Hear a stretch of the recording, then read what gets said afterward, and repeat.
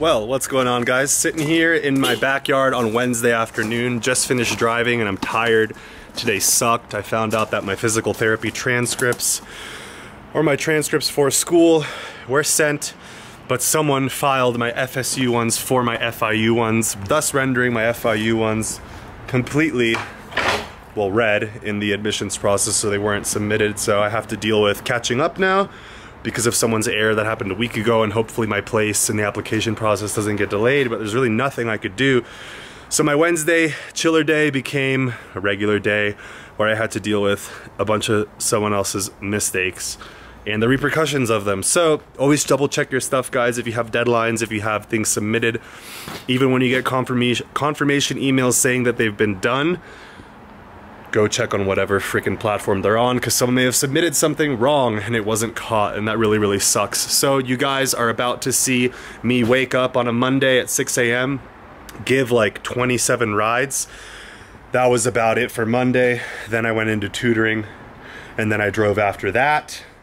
Tuesday, exact same thing.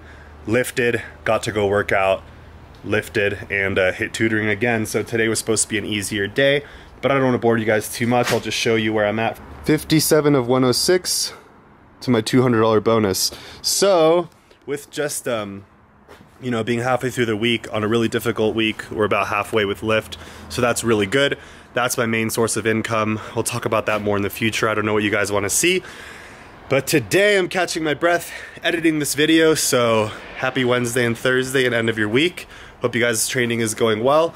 Let's jump into the video. We'll talk a little bit about my push session, and hopefully I have some time to catch up with you guys here as we keep making these videos. Push session coming right up.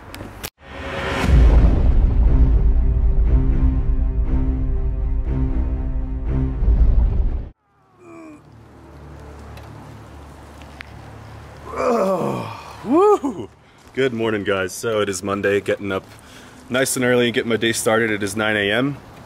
and actually was on the road all morning. So these 6 rides, 60 bucks by 9 a.m. on Monday. So that's why I do Lyft, because it allows me to wake up at 5, 6 a.m., make 50 to 75 bucks by the time most people get to work.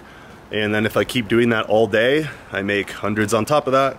Or I can make, sometimes you only make, you know, 75 more, but it's really not all about doing really your best. It's about being on time and doing things structured, because when you're consistent on the right time intervals, good things happen. So I'm gonna go inside and have a small meal and just use the bathroom, get my mind together. Not gonna do a full day of eating or anything. I will soon, on a day where I'm more prepared. But yeah, just want to get in today and hit the ground running this Monday, because this is going to be a crazy busy week. I have 4 tutoring sessions or 4 tutoring shifts this week, and I'm trying to go to a concert Thursday night. So to balance everything and make full day of eating videos is not going to happen. But what we will do is get some food in, and I'll bring you guys in to train, hopefully, and get some more content out. Let's see what we do today. Let's see what we do. Alright, good morning. It's 6:12. Yesterday was crazy. I ended up giving 26 rides. And today we're just getting after it in the morning. So didn't train yesterday, gonna train today. Diet's been regular. Sleep hasn't been too much, but this is a work week, a heavy work week. The reason I opened up my camera last week is because I took a lot of work off after those applications. So that was my first time taking a break, basically since the summer started, at least a voluntary break. And felt pretty good. So 6:15, we're gonna get on the road way before everyone else, drink this coffee, and got food in the car, a couple small meals. That's it, no complaints, just do it. I have a feeling this won't take very long. Navigating to pick up Charlene at 1,200. Alright guys, what's going on? Tuning in, checking in with you guys today on a Wednesday. Raphael Zamora, RZ Fitness TV here, if you didn't know already. And what you're watching is the first push workout I've brought to you guys in a long time. So this was yesterday's workout, Tuesday.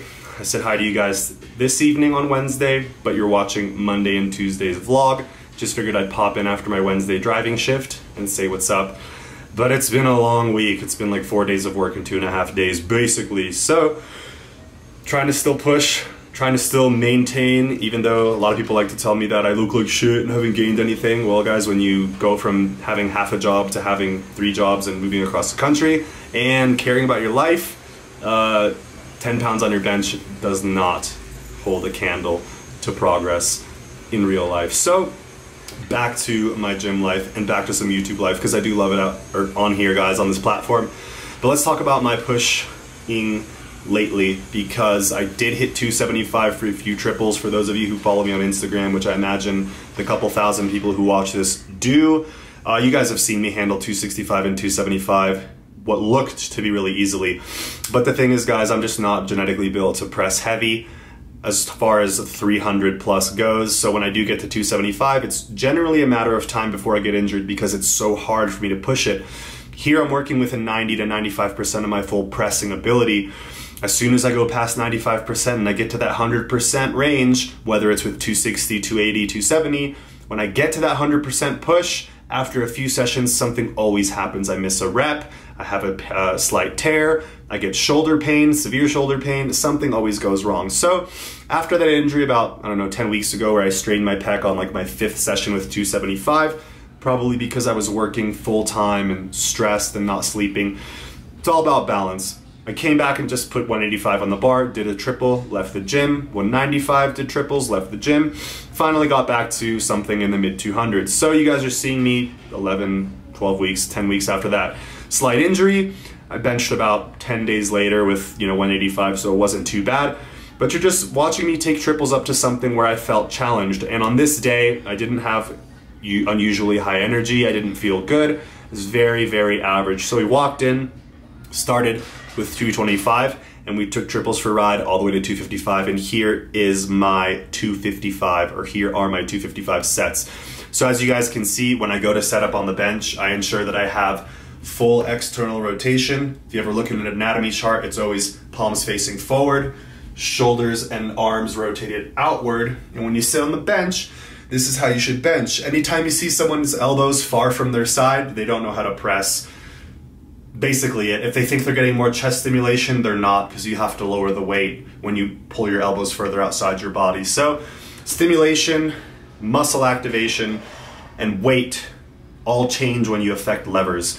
And if you guys can't understand that, or if you guys don't want to understand that or believe that, then there's nothing I can do for you. It's very basic science, and you guys should take time to learn it and then believe in it, or learn it, apply it, then believe in it. So 255 feeling, I'd give this an RPE 8.5 out of 10.